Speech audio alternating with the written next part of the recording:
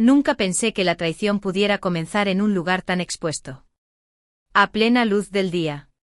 Con gente alrededor. Con el ruido de la ciudad entrando por las ventanas abiertas. Siempre creí que el deseo prohibido necesitaba sombras, silencios, escondites.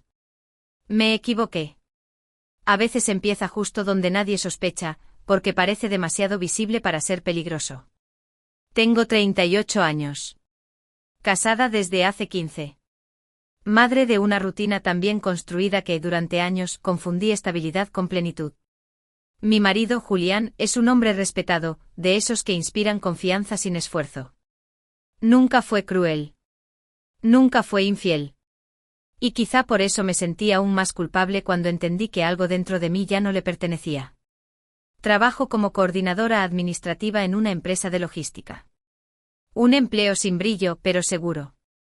Mi mundo se ordenaba entre correos, informes, llamadas y cafés largos frente a la pantalla. Nadie habría sospechado que, detrás de esa normalidad, yo llevaba meses sintiéndome ausente de mí misma. No triste. No infeliz. Ausente. Como si mi cuerpo estuviera cumpliendo horarios mientras mi deseo se quedaba atrapado en algún punto del pasado. Él apareció durante un viaje de trabajo. La empresa organizó una convención fuera de la ciudad. 3 días. Hotel, conferencias, cenas formales. Julián no pudo acompañarme. Dijo que estaba saturado, que mejor descansaba. Yo asentí sin insistir. Parte de mí agradeció viajar sola, aunque no supe por qué. El autobús salió temprano. Yo me senté junto a la ventana. El paisaje se deslizaba como una película sin sonido. Fue entonces cuando lo vi por primera vez con atención real. Se llamaba Tomás. No era de mi departamento. Lo había visto antes en la oficina, pero nunca me había detenido en él. En el autobús, sentado unas filas más adelante, tenía una forma particular de inclinar la cabeza mientras leía. Concentrada. Casi íntima. Como si el mundo exterior no tuviera derecho a interrumpirlo. En un momento levantó la mirada y nuestros ojos se cruzaron. No fue una mirada larga. Pero fue precisa. Demasiado precisa. Yo sentí un pequeño sobresalto, como si alguien hubiera dicho mi nombre en voz baja. Durante el viaje no hablamos. Y eso fue lo que lo hizo distinto. No hubo intento de acercamiento, ni sonrisa fácil. Nada.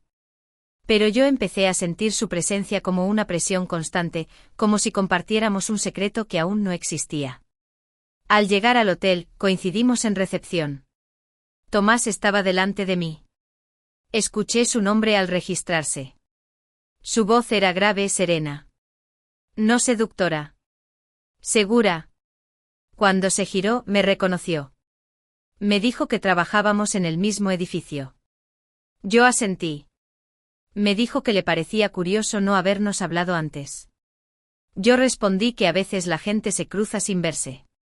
Él sonrió apenas. Dijo que eso solo pasa cuando uno no quiere ver. Esa frase me acompañó hasta la habitación. La convención transcurrió con normalidad. Charlas, mesas redondas, almuerzos formales. Tomás y yo coincidíamos a ratos. Nunca solos. Nunca demasiado cerca. Pero cada vez que hablábamos, sentía que la conversación se desviaba, casi sin querer, hacia algo personal. Él me preguntó si yo disfrutaba viajar. Yo dije que sí. Me preguntó si Julián viajaba conmigo a veces. Yo dije que no, que últimamente estaba cansado. Tomás no opinó. Solo escuchó. Esa forma de escuchar me desarmó más que cualquier halago. La primera noche hubo una cena grupal. Música suave. Vino. Conversaciones cruzadas. Tomás se sentó frente a mí. Hablamos de trabajo, de ciudades, de hábitos. Nada íntimo. Nada peligroso. Y aún así yo sentía un calor extraño bajo la piel, como si mi cuerpo estuviera reaccionando antes que mi cabeza. En algún momento me preguntó si yo era feliz. No lo dijo como una pregunta profunda. Lo dijo como quien pregunta si el café está caliente. Yo respondí que la felicidad es relativa. Él dijo que sí, pero que la ausencia de deseo no lo es. Esa frase me atravesó como un golpe seco. Yo bebí vino para no responder.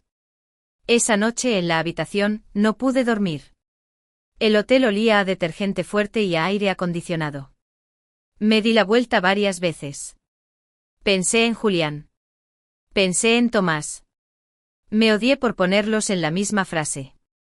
Y aún así lo hice. La traición todavía no era un acto. Era una idea. Y las ideas, cuando se repiten, empiezan a reclamar espacio. El segundo día, Tomás y yo coincidimos temprano, en una sala de archivos del hotel donde guardaban material de la convención. Yo había ido a buscar unos documentos. Él estaba allí revisando carpetas. La sala era fría. Sin ventanas. Iluminada por tubos fluorescentes. Un lugar completamente antierótico. Y sin embargo la cercanía se volvió insoportable. Tomás me dijo que había pensado en nuestra conversación. Dijo que le había llamado la atención mi forma de evitar ciertas palabras. Yo le pregunté cuáles. Él dijo deseo. Sentí un nudo en la garganta. Le dije que no era un tema para hablar con un compañero de trabajo. Él asintió. Dijo que tenía razón. Pero añadió que yo no parecía una mujer que no pensara en ello. Ese comentario me hizo sentir expuesta. Y viva. Hablamos poco más. Nada explícito. Nada que pudiera llamarse una declaración. Pero cuando salí de la sala, mis piernas temblaban. Y eso me asustó más que cualquier beso. Ese día, Julián me llamó. Me preguntó cómo iba todo. Le dije que bien. Me dijo que me extrañaba. Yo respondí lo mismo. Y por primera vez en años, sentí que esas palabras no tenían el mismo peso en ambos lados de la línea. La noche del segundo día fue distinta. No hubo cena grupal. Cada uno hizo lo suyo. Yo bajé al bar del hotel sola. Tomás estaba allí. No me sorprendió. O quizás sí, pero ya no quise fingirlo. Nos sentamos separados al principio. Luego más cerca. Hablamos con más libertad. Me contó de su matrimonio. No estaba divorciado. No estaba feliz. Me dijo que su esposa y él convivían como socios cansados. Me dijo que no buscaba aventuras. Que de hecho solía evitarlas. Yo no dije nada. Porque yo tampoco me veía como una mujer en busca de una aventura. Y sin embargo, allí estaba. Tomás me preguntó si yo sabía por qué algunas personas eligen traicionar. Yo respondí que por egoísmo. Él dijo que a veces es por desesperación. Dijo que cuando una mujer se siente invisible durante demasiado tiempo, cualquier mirada se vuelve un incendio. Ese comentario me dejó sin defensa. Porque describía algo que yo nunca había dicho en voz alta. No nos tocamos. No hizo falta. La tensión se acumuló como electricidad estática. Cuando subimos en el ascensor, el silencio era espeso. Yo sentía su proximidad como un peso real. Al llegar a mi piso, él me miró y me dijo que no iba a pasar nada esa noche. Me dijo que no quería que nuestro primer error fuera impulsivo. Dijo que yo necesitaba tiempo para decidir si quería cruzar esa línea sabiendo exactamente lo que hacía. Esa lucidez fue lo más peligroso. Porque me dio la ilusión de elección. En la habitación, me miré al espejo. Vi una mujer distinta. Más alerta. Más despierta. Me pregunté en qué momento había empezado a desear que alguien que no era mi marido me viera desnuda, no físicamente, sino por dentro. El último día de la convención, todo fue más intenso. Las miradas. Los silencios. Los roces involuntarios. El viaje de regreso fue una tortura contenida. Tomás se sentó a mi lado. Hablamos poco. No hacía falta. Antes de bajar del autobús, me dijo que él sabía que esto no terminaría ahí. Me dijo que yo tampoco quería que terminara. No lo negó. Yo tampoco. Nos despedimos como compañeros correctos. Pero algo ya estaba roto. Los días siguientes fueron una prueba constante. Tomás y yo nos cruzábamos en la oficina. A veces solos. A veces rodeados de gente.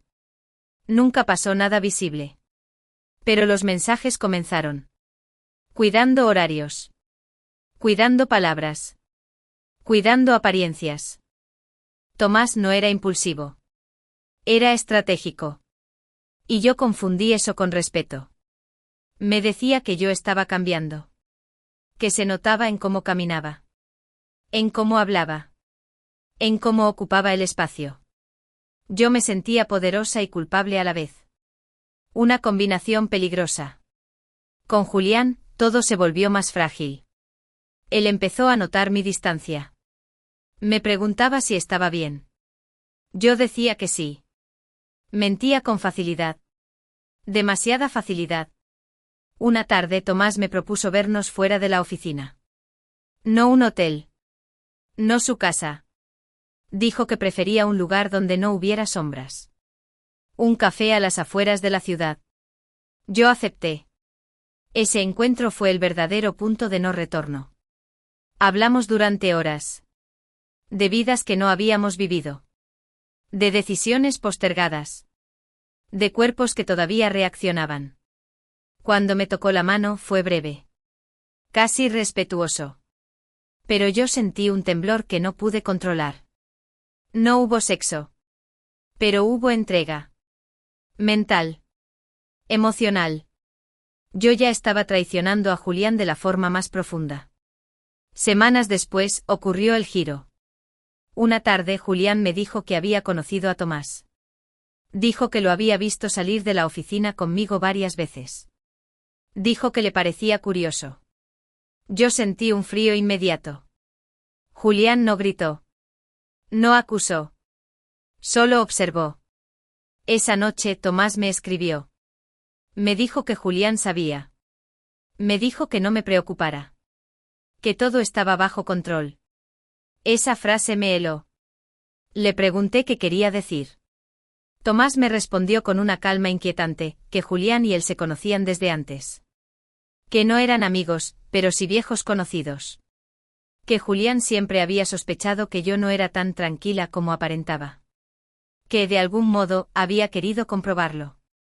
La verdad cayó como una losa. Tomás no había aparecido por casualidad. Había sido presentado. Observado. Permitido. Yo no era una amante inesperada. Yo era una prueba. Cuando enfrenté a Julián, no lo negó. Me dijo que nunca había querido que yo lo engañara, pero que necesitaba saber si yo era capaz. Me dijo que llevaba años sintiendo que yo estaba ausente, que solo cumplía. Y que prefirió mirar desde lejos antes que vivir engañado. Esa confesión fue el golpe final. No hubo reconciliación romántica. No hubo perdón inmediato. Hubo una separación inevitable. Tomás desapareció de mi vida con la misma precisión con la que había entrado. Hoy vivo sola. No me considero víctima. Ni heroína. Fui una mujer con hambre. Y alguien supo exactamente cómo alimentarla para observar qué hacía. La traición no siempre destruye por pasión. A veces destruye por lucidez. Y eso duele más.